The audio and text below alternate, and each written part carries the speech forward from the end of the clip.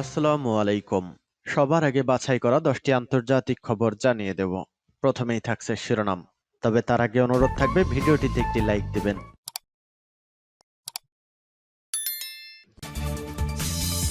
জানিয়ে দিব এই মুহূর্তে পাওয়া সর্বশেষ গুরুত্বপূর্ণ আপডেট আন্তর্জাতিক সংবাদ। পুরোদমে ইসরায়েল ফিলিস্তিন যুদ্ধ চলছে এই মুহূর্তেই।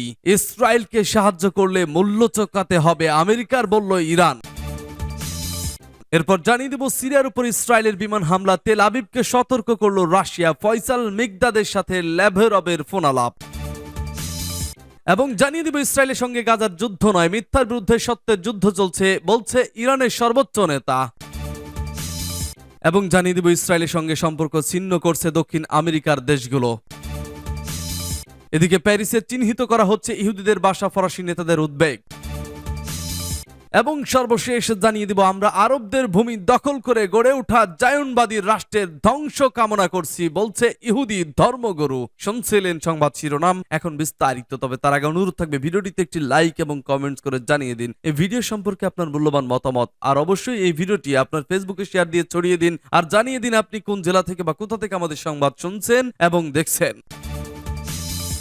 ইসরায়েলকে সাহায্য করলে মূল্য চোকাতে হবে আমেরিকার, বলল ইরান। ইরান এবার আমেরিকার বিরুদ্ধে সুর চড়ালো। ইরানের প্রতিরক্ষা মন্ত্রী বলেন, আমেরিকা বা অন্য কোনো যে দেশ ইসরায়েলকে সমর্থন করবে, সাহায্য করবে, তার মাসুল গুনতে হবে। গোটা বিশ্বের মুসলিম সম্প্রদায়ের ক্ষোভের আগুন থেকে সংযত থাকুক ইউরোপের দেশগুলি। বর্তমানে যে সংঘাত শুরু হয়েছে তা শেষ না হলে আমেরিকা এবং তার মিত্র দেশগুলিতে এর ফল ভুগতে হবে বলে সুর চড়ানো হয় ইরানের প্রতিরক্ষা মন্ত্রীর তরফে।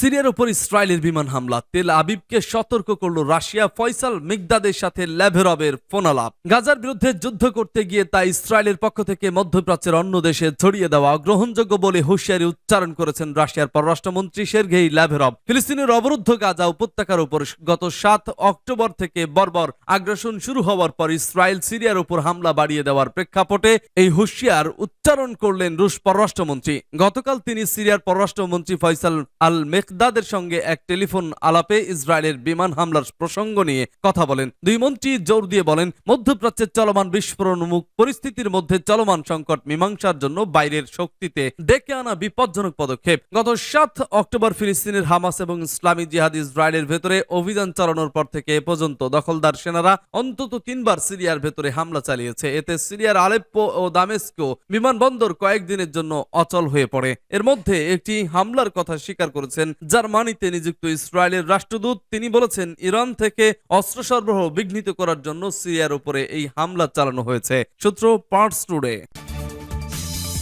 ইসরায়েলের সঙ্গে গাজার যুদ্ধ নয়, মিথ্যার বিরুদ্ধে সত্যের যুদ্ধ চলছে, বলছে ইরানের সর্বোচ্চ নেতা। 1979 সালে 13ই নভেম্বর ইরানের সর্বোচ্চ নেতা আয়াতুল্লাহিল উজামা খামেনি বলেছেন, 1979 সালে 13ই নভেম্বর ছিল আমেরিকার প্রতি ইরানি জাতির চরম চপেটাঘাতের দিন। জাতীয় ওই দিবসের প্রাক্কালে সমগ্র ইরান থেকে আসা একদল বিশ্ববিদ্যালয় ছাত্রকে দেওয়া সাক্ষাৎ অনুষ্ঠানে সর্বোচ্চ নেতা কথা বলেন। ওই দিনটি ইরানে বিশ্ব সাম্রাজ্যবাদী বিরোধী জাতীয় দিবস এবং বিশ্ববিদ্যালয় ছাত্র দিবস হিসেবে পালন করা হয়। ইমাম খামেনি রহমুল্লাহ হুসাইনিয়াতে দেওয়া ওই সাক্ষাতে তিনি বলেন, এই ঐতিহাসিক দিনে ইসলামী বিপ্লবের রূপকার ইমাম খামেনি রহমুল্লাহকে স্বৈরাচারী শাহ সরকার নির্বাসনে পাঠিয়েছিল। ক্যাপসুলেশন আইনের বিরোধিতা করায় তাকে শাহিদ জান্তা নির্বাসনে দিয়েছিল। তাসনিম বার্তা সংস্থা আরো জানিয়েছে, সর্বোচ্চ নেতা বলেছেন, ফরসি অবন মাসের 13 তারিখে ঘটে যাওয়া গুরুত্বপূর্ণ 3টি ঘটনা, দ্বিতীয়টি ছিল এই দিন আমেরিকা ইরানি ছাত্রদের উপর হত্যাকাণ্ড চালিয়েছিল। বিপ্লব বিজয়ের 10 মাস পর 1958 সালের 13ই নভেম্বর বিশ্ববিদ্যালয়ের ছাত্ররা গুপ্তচর বৃত্তির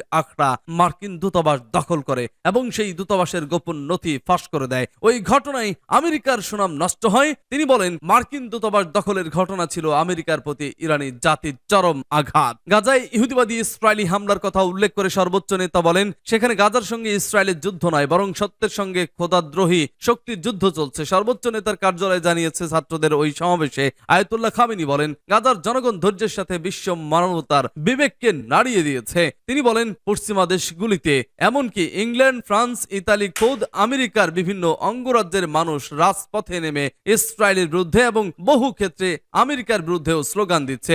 অচিরেই বিশ্ববাসী ফিলিস্তিনিদের বিজয় দেখবে বলে তিনি দৃঢ় আশাবাদ ব্যক্ত করেন। আমেরিকান দূতাবাস থেকে পাওয়া নথিপত্র সম্পর্কে সর্বোচ্চ নেতা বলেন, দলিলগুলো এখন গ্রহন্ত আকারে প্রকাশিত হয়েছে, 70 থেকে 80টি খণ্ডে প্রকাশিত হয়েছে বলে তিনি উল্লেখ করেন। সেই সব নথিতে দেখা গেছে বিপ্লব বিজয়ের পরদিন থেকেই আমেরিকার দূতাবাস ইরানের বিরুদ্ধে ষড়যন্ত্র ও গুপ্তচর বৃত্তির আখড়া হিসেবে কাজ করেছে। এমনকি অভ্যুত্থানের ষড়যন্ত্র এবং গৃহযুদ্ধের পরিকল্পনাও আমেরিকার দূতাবাসেই করা হয়েছিল। আয়াতুল্লাহ খামেনি জোর দিয়ে বলেন, তার মানে হলো আমেরিকার দূতাবাস ইরানের বিরুদ্ধে এবং বিপ্লবের বিরুদ্ধে ষড়যন্ত্রের কেন্দ্র ছিল। ছাত্রদের মাধ্যমে গুপ্তচর বৃত্তির আস্তানা ধ্বংস হওয়া ইরানের সঙ্গে মার্কিনীদের শত্রুতার কারণ একথা সত্য নয়। তিনি বলেন, ইরানের বিরুদ্ধে শত্রুতার সাথে গুপ্তচর বৃত্তির আস্তানা ধ্বংসের কোনো যোগসূত্র নেই। তিনি ইতিহাস টেনে বলেন, দূতাবাসের ঘটনা 26 বছর আগে 28 আগস্টেও অভ্যুত্থান ঘটেছিল, সেদিন দূতাবাসে কেউ যায়নি। সূত্র পার্টস টুডে।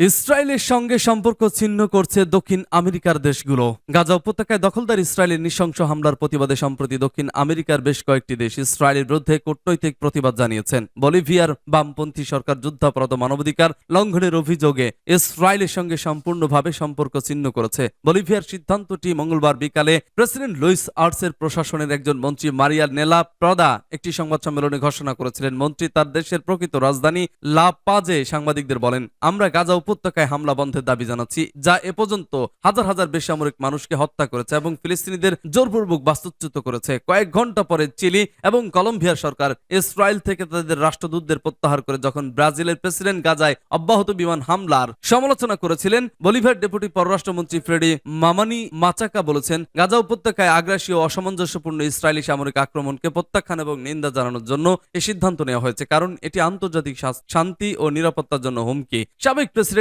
ইভো মোরালেস ফিলিস্তিনি জনগণের ভয়াবহ পরিস্থিতির মুখোমুখি হওয়ার কারণে ইসরায়েলের সাথে সম্পর্ক ছিন্ন করার জন্য তার দেশকে আহ্বান জানানোর পরে এই পদক্ষেপ নেওয়া হয়েছিল। এই মাসের শুরুর দিকে টুইটার নামে পরিচিত এক্স এ লেখা পোস্টে মোরালেস ইসরায়েলকে সন্ত্রাসী রাষ্ট্র হিসেবে নথিভুক্ত করার এবং ইসরায়েলি প্রধানমন্ত্রী বেঞ্জামিন নেতানিয়াহু এবং তার সহযোগীদের গণহত্যা ও যুদ্ধের জন্য আন্তর্জাতিক অপরাধ আদালতে নিন্দা করার দাবি জানিয়েছেন।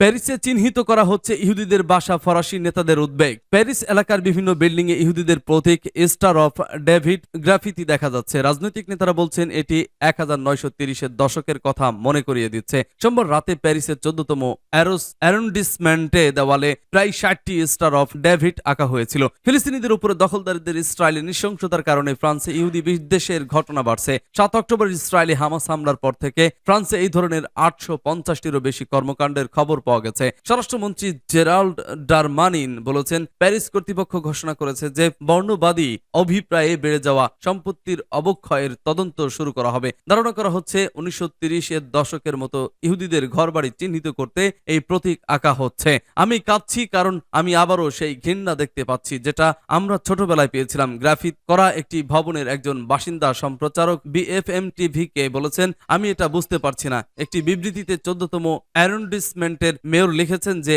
এই কাজগুলি 1930-এর দশকের ঘটনাগুলিকে স্মরণ করে, যা লাখ লাখ ইহুদিদের ধ্বংসের দিকে পরিচালিত করেছিল। আমরা আরবদের ভূমি দখল করে গড়ে ওঠা জায়নবাদী রাষ্ট্রের ধ্বংস কামনা করছি, ইহুদি ধর্মগুরুর মন্তব্য। ইহুদিবাদী সন্ত্রাসীদের অবৈধ রাষ্ট্র ইসরায়েলের ধ্বংস কামনা করলেন ইহুদি ধর্মগুরু ইসরায়েল ডেভিড ওয়াইস। সোমবার গাজা গণহত্যার ব্যাপারে এই মন্তব্য করেন তিনি। ইহুদি ধর্মগুরু বলেন, জায়নিস্টরা ইহুদি ধর্মের অনুসারী নয়, আরবদের ভূমি জবরদখল করে তারা জায়নিস্ট রাষ্ট্র প্রতিষ্ঠা করেছে। একজন প্রকৃত ধার্মিক ইহুদি হিসেবে আমরা প্রতিদিন জায়নিস্ট রাষ্ট্র ইসরায়েলের ধ্বংস কামনা করছি, যা প্রতিষ্ঠানকালীন সময় থেকেই ফিলিস্তিন ও প্রকৃত ইহুদিদের রক্ত ঝরিয়ে যাচ্ছে, আর দ্রুততম সময়ে ফিলিস্তিনিদের স্বাধীনতা কামনা করছি। গাজ্জা গণহত্যা ও পশ্চিম তীরের দমন পীড়নে ফিলিস্তিনিদের দুঃখ বেদনায় ব্যতীত উল্লেখ করে জায়নবাদ বিরোধী এই ইহুদি ধর্মগুরু বলেন, আমরাও ফিলিস্তিনিদের সাথে কাঁদছি। উল্লেখ্য, ইসরায়েল ডেভিড ওয়াইস হলেন জায়নিজম প্রতিষ্ঠার পূর্বে থেকে যে ইহুদি ধর্মের প্রচলন ছিল তা অনুসরণ করে চলা একজন ইহুদি ধর্মগুরু। তাদের বিশ্বাস অনুযায়ী জায়নিস্টরা ধর্মত্যাগী ইহুদি, যারা বিশ্বের নিজেদের মতবাদকে ইহুদি ধর্ম বলে প্রচার করে বেড়ায়, অথচ তারা ইহুদি নয়। জায়নিজমকে বিশ্বাসযোগ্য করে তুলতে ইহুদি ধর্মকে ব্যবহার করছে মাত্র। তারা ফিলিস্তিন দখল করে অবৈধ জায়নিস্ট রাষ্ট্র প্রতিষ্ঠা করছে, যা ইহুদি ধর্মের সাথে সাংঘর্ষিক। সূত্র আল জাজিরা।